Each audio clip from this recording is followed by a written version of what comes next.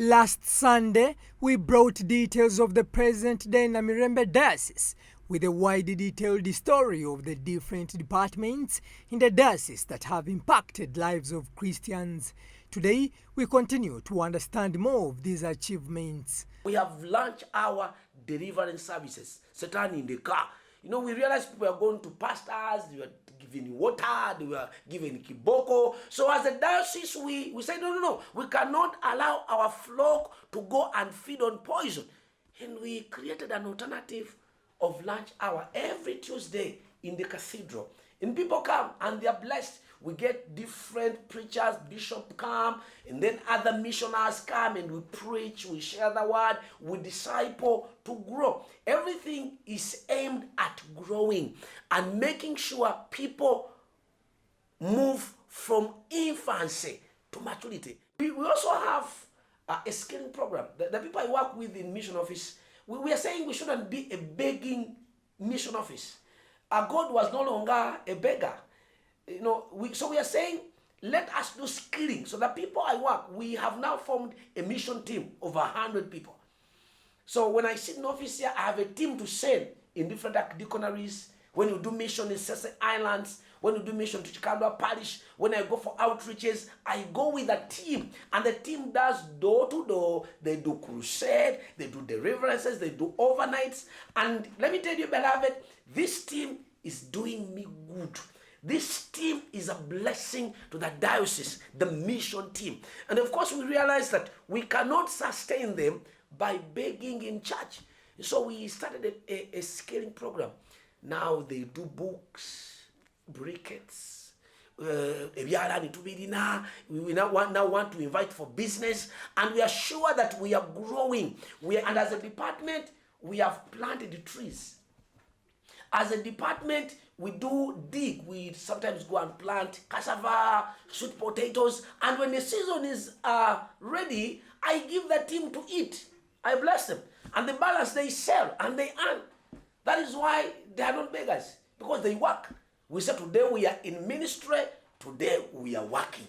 When I came in office, the Senate Council had resolved that overnights are forbidden in our diocese. They had said that overnights should end at midnight. And they would say that people are not safe. But when I came in office, I did my research and I realized that after midnight, Pastor Kayanja's cars would come around the cathedral and the churches and the park.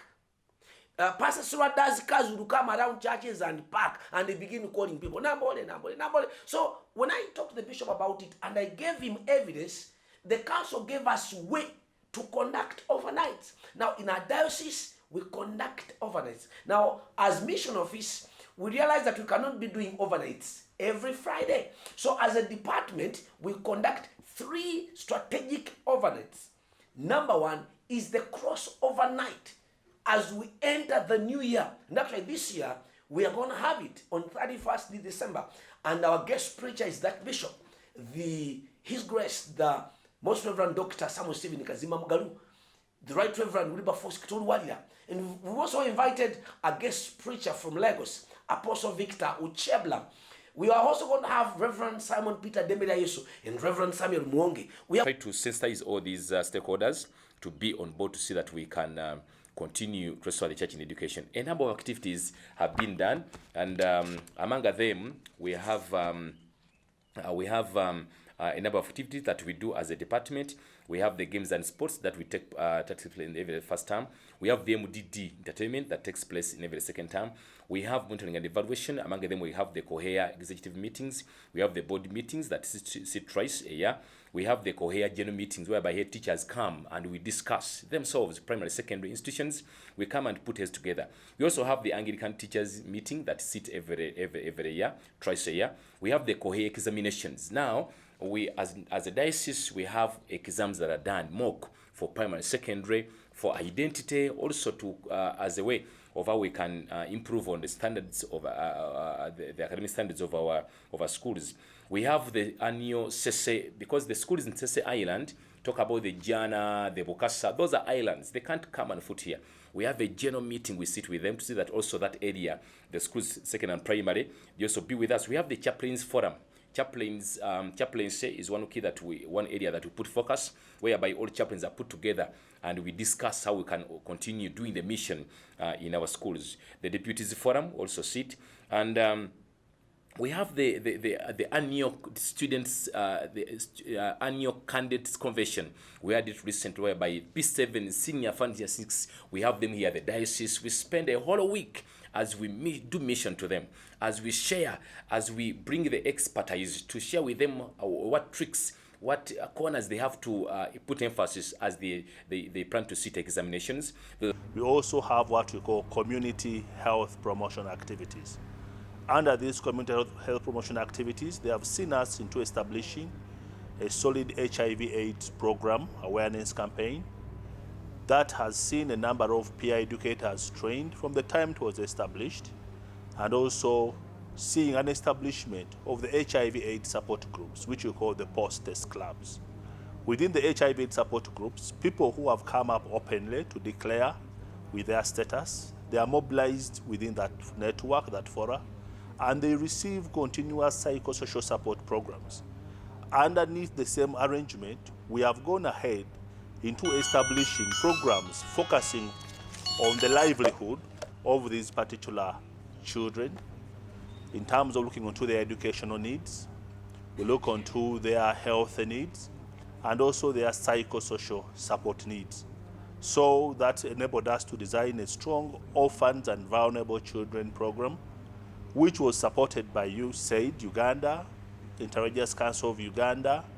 Through that network, we have been able to reach out to many, over 1,000 of them who have been served, who have benefited from that model. Then from that, we have also went ahead into supporting our HIV support groups plus their families, into establishing livelihood empowerment programs. Then from that level, also the diocese, through its partnership with the church structures, where we worked with the planning department of the Church of Uganda, we saw an establishment of the Lake Victoria Rights Program. Initially, it was a livelihood program focusing on livelihood issue. Where we ended, it had now progressed into rights program, but mainly focusing the health, accessibility, health services, and also removing other social injustices which are being affecting our Christians in that fishing community. Under that program, we've got the Namirembe Diocese Younger Christian Circle. So the circle is for the young people, the youth. We teach and encourage young people to save. We create opportunities for them for employment through the circle. It is through the circle we tap into the government programs of empowering the young people. You have heard of Emyoga. We have tried to tap into such programs, the parish development model. We've also got the program of capacity leadership and capacity building. In this program, we want to nurture and mentor youth leaders who subscribe to the Christian values. Today, in our country, we've got leaders whom you cannot tell what they stand for. Now, as church, we don't want to just be in the blame game. We want to have leaders nurtured, mentored, prepared in line with Christian values. We've also, in the department, we've got the paralegal and social justice program. You agree with me now, crime rate is very high. And who are the victims? They are the youth. When you go to prisons, the young people are the majority. When you see mob justice, the young people are the majority. They are the victims of political, the politics in the country. Politicians take advantage of them. Most of these people are ignorant of the law. So in this program of paralegal and social justice program, we are focusing on empowering young people with basic social justice knowledge, law knowledge, so that they can be agents of peace in their communities. So we've got sports empowerment program in the department.